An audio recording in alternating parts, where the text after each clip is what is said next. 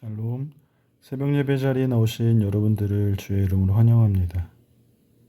찬송가 545장 이 눈에 아무 증거 아니 배워도 함께 찬송하시겠습니다.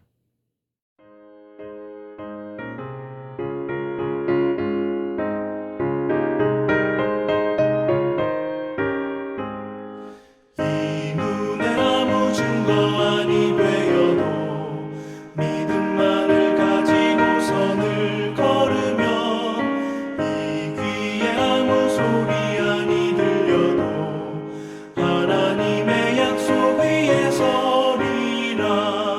걸어가세 믿음 위에 서서 나가세 나가세 의심 버리고 걸어가세 믿음 위에 서서 눈과 귀에 아무 증거 없어도.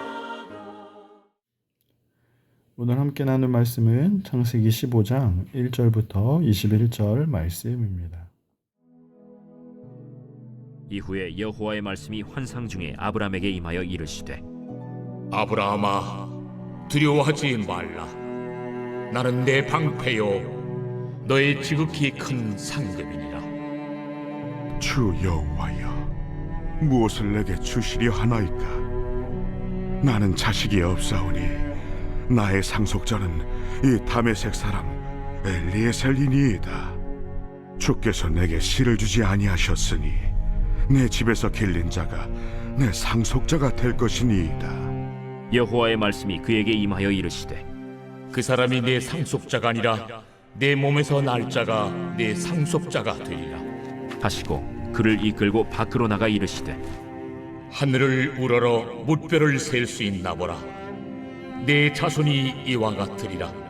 아브람이 여호와를 믿으니 여호와께서 이를 그의 의로 여기시고 또 그에게 이르시되 나는 이 땅을 내게 주어 소유를 삼게 하려고 너를 갈대아인의 우르에서 이끌어낸 여호와니라. 주 여호와여, 내가 이 땅을 소유로 받을 것을 무엇으로 알리이까? 나를 위하여 3년 된 암소와 3년 된 암염소와 3년 된 순양과 산비둘기와 집비둘기 새끼를 가져올지니라. 아브람이 그 모든 것을 가져다가 그 중간을 쪼개고 그 쪼갠 것을 마주 대하여 놓고 그 새는 쪼개지 아니하였으며 솔개가 그 사체 위에 내릴 때에는 아브람이 쫓았더라. 해질 때 아브람에게 깊은 잠이 임하고 큰 흑암과 두려움이 그에게 임하였더니 여호와께서 아브람에게 이르시되 너는 반드시 알라.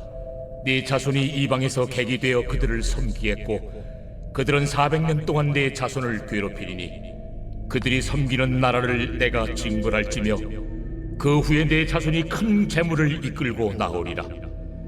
너는 장수하다가 평안히 조상에게로 돌아가 장세될 것이요 내 자손은 4대 만에 이 땅으로 돌아오리니 이는 아모리 족속의 죄악이 아직 가득 차지 아니함이니라.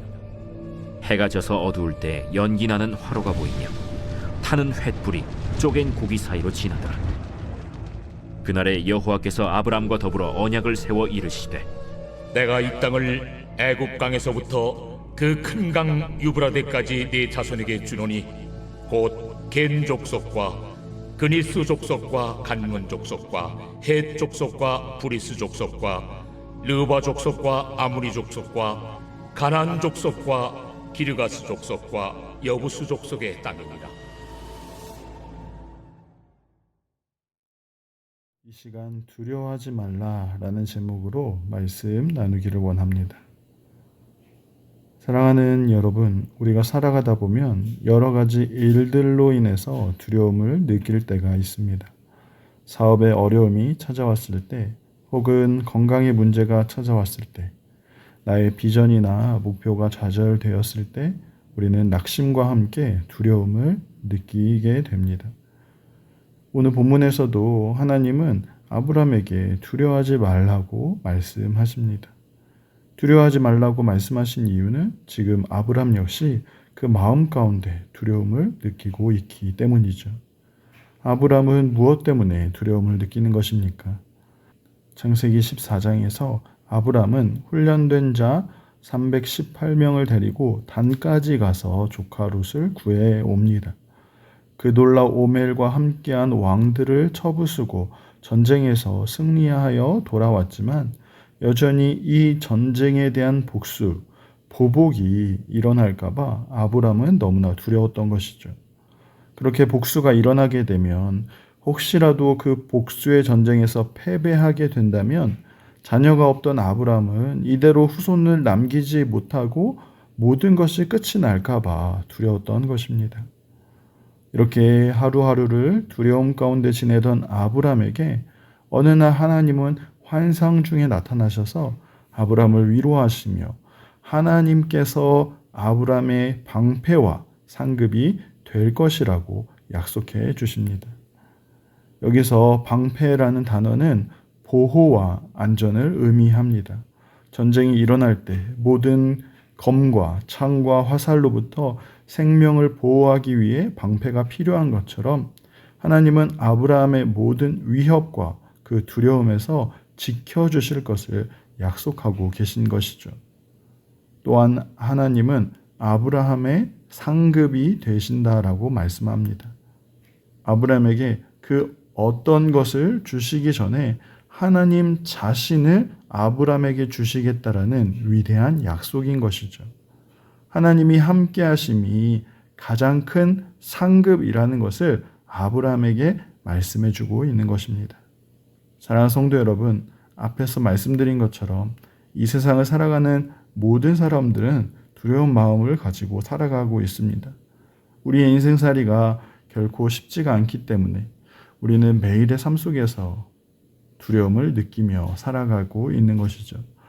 하지만 그런 두려움 속에서도 우리가 믿음으로 오늘 하루를 살아갈 수 있는 이유는 아브라함에게 약속하신 하나님께서 오늘 우리에게도 동일한 약속을 주시기 때문입니다. 하나님이 바로 우리의 방패가 되어주시고 우리의 상급이 되어주신다라는 사실이죠. 이러한 약속이 있기에 우리는 오늘도 하나님을 바라보며 믿음으로 살아갈 수 있는 것입니다. 하지만 사랑하는 성도 여러분, 문제는 하나님은 이렇게 분명한 약속을 우리에게 주시지만 오늘 아브람도 그리고 오늘 우리의 모습이 어떻습니까? 약속을 믿어야지라고 생각하지만 오늘 2절의 말씀처럼 주 여호와여 무엇을 내게 주시려 하나이까? 나는 자식이 없사오니. 그리고 3절에서는 주께서 내게 씨를 주지 아니하셨으니. 12장에서 아브라함에게 내 이름이 창대하게 되리라 약속하셨지만 오랫동안 그 어떤 응답도 없자 아브라함은 지금 의심과 불평을 토로하고 있습니다. 마찬가지로 우리 역시 하나님의 분명한 약속이 있지만 우리의 그 어떠한 상황 때문에 그 약속을 끝까지 붙잡지 못하고 의심과 불평으로 하나님 앞에 나아갈 때가 많이 있는 것이죠. 이렇게 우리 안에 의심이 쌓일 때 하나님이 어떻게 행하십니까? 우리 신실하신 하나님께서는 하나님이 어떻게 그 약속을 이루어 가실지를 그 증거를 보여주고 계십니다. 5절의 말씀처럼 하나님은 아브라함을 이끌어 텐트 밖으로 데려가셨고 하늘에 떠있는 수많은 별들을 보여주십니다. 수많은 별들을 보여주신 하나님은 하나님이 어떠한 분이신지를 아브라함에게 보여주고 있는 그런 모습입니다. 여러분, 태초에 아무것도 없는 상태에서 수많은 별을 말씀으로 창조하신 것처럼 아무것도 기대할 수 없는 이 아브라함의 상황에서 이 별과 같이 수많은 자손을 주실 것이라고 눈으로 확인시켜 주시는 것이죠. 이렇게 반복되는 하나님의 약속과 그 증거를 통해서 아브라함은 여호와를 믿고 그 약속을 믿음으로 확신하게 되었습니다. 이에 하나님은 그 모습을 보시며 그의 의로 여기셨다 말씀합니다. 이것은 아브라함이 하나님 앞에서 어떤 행위를 했기 때문이 아니라 그 행동 때문에 의롭다 하신 것이 아닙니다. 아브라함은 하나님의 포기하지 않으시는 그 설득함에 설득이 되어서 그 약속을 받아들였기 때문에 하나님은 그 모습을 보고 의롭다 하신 것입니다. 여러분, 여기에서 그 유명한 이신칭이 믿음으로 의롭다 하심을 얻는다라는 교리가 시작이 됩니다. 특별히 이 구절은 복음의 핵심인 것이죠. 아브라함이 훌륭한 어떤 일을 해서 의로워진 것이 아니라 오직 불가능을 가능케 하시는 하나님을 신뢰했을 때 하나님은 그 믿음, 그 받아들이는 그 믿음을 보시고 그를 의롭다라고 칭해 주신 것입니다. 그렇기 때문에 이 믿음은 전적인 하나님의 은혜인 것이죠. 문제는 우리의 믿음을 하나님은 의롭다 하시지만 우리는 그 믿음을 지키기에 너무나 연약하다는 사실입니다. 방금 전만 해도 이 수많은 별을 보며 약속을 믿었던 아브람은 하나님이 다시 한번 땅을 주시겠다라고 약속하자마자 8절에서 바로 이렇게 묻고 있습니다. 내가 이 땅을 소유로 받을 것을 무엇으로 알리까? 그 증거를 다시 한번 보여달라고 이야기하는 것이죠. 그래서 여전히 선하신 하나님은 다시 한번 증거를 보여주십니다. 다시 한번 아브라함을 설득하시는 놀라운 하나님의 은혜인 것이죠. 이번에는 아브라함에게 3년 된 암소와 암염소, 순양을 가져와서 그 중간을 쪼개어 마주보게 놓으라고 하십니다. 그리고 해가 지고 어둠이 임하죠. 아브라함은 이때 깊은 잠에 빠집니다. 이것은 아브라함이 지금 철저히 무력해진 상태를 보여주고 있습니다. 그런데 17절 말씀처럼 칠흑 같은 어둠 속에서 타는 횃불이 나타나서 그 쪼개진 고기 사이로 지나갑니다. 여러분, 고대 사회에서는 계약, 이 언약을 체결할 때 이 계약의 당사자들이 함께 쪼개진 짐승 사이를 걸어서 지나가야 했습니다. 이것은 무슨 의미냐면 어느 한쪽이라도 이 계약을 위반하게 되면 이렇게 갈라져 죽은 짐승처럼 반드시 처참하게 죽게 된다라는 그러한 의미가 있습니다. 그런데 여러분, 지금 아브람은 깊은 잠에 빠져 있고 하나님은 아브람을 대신해서 홀로 고기 사이를 지나가셨습니다. 이것은 아브람, 너가 실패해도 내가 내 생명을 걸고 이 약속을 지키시겠다라는 하나님의 일방적인 선포와 마찬가지입니다. 사랑하는 성도 여러분, 하나님이 말씀하시고 하나님이 약속하시고 그 약속을 반드시 이루시겠노라는 하나님의 그러한 선포인 것이죠.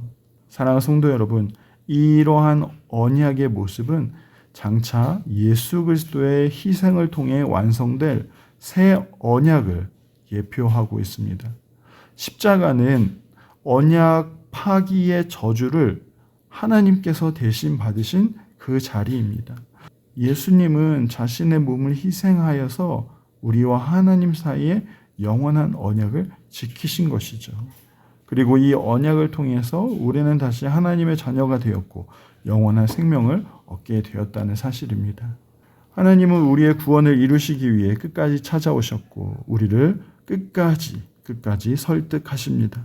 그 증거로 창조하신 별을 보여주셨고 자신의 아들까지도 내어주시는 그런 하나님이시죠.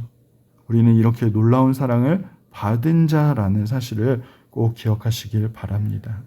사랑하는 성도 여러분, 오늘 하루도 우리의 상황 때문에 낙심하고 절망하고 두려움 가운데 그렇게 하루를 버티는 것이 아니라 비록 두려움이 있는 그러한 상황이라고 할지라도 그 두려움을 덮어주시는 그런 하나님의 은혜가 우리의 삶 가운데 있다라는 사실을 꼭 기억하시고 그 은혜의 삶을 오늘도 살아가시길 간절히 소망합니다. 하나님이 나의 방패이시기 때문에 하나님이 나의 상급이시기 때문에 이 놀라운 사실을 믿음으로 붙드시고 그 믿음 가운데 평안을 누리는 저와 여러분의 삶이 되기를 간절히 소망합니다. 기도하시겠습니다. 사랑하는 하나님, 우리의 삶 가운데 왜 이렇게 두려운 일이 많이 있는지요? 하나님이 우리의 방패가 되시고 상급이 되어주신다라는 이러한 약속에도 우리가 순간순간 너무나 두려움을 느끼고 있음을 고백합니다. 하지만 이렇게 우리가 두려워하고 우리의 믿음이 흔들릴 때마다 우리에게 다시금 찾아와 주셔서 말씀해 주시고 다시 약속해 주시고 다시 우리를 세워 주시니 그 은혜로 우리가 살아감을 고백합니다. 오늘도 우리에게 그 은혜를 더하여 주셔서 오늘 하루 두려움이 아니라 믿음으로 승리할 수 있도록 우리를 붙들어 주옵소서. 다시 한번 하나님이 나의 방패이시고 나의 상급이심을 믿음으로 붙들게 하시고 그래서 우리가 이 두려움 많은 세상을 넉넉히 이기며 살아가는 주의 자녀의 모습 다 되게 하여 주옵소서. 감사를 드리오며 살아계신 예수님의 이름으로 기도합니다. 아멘.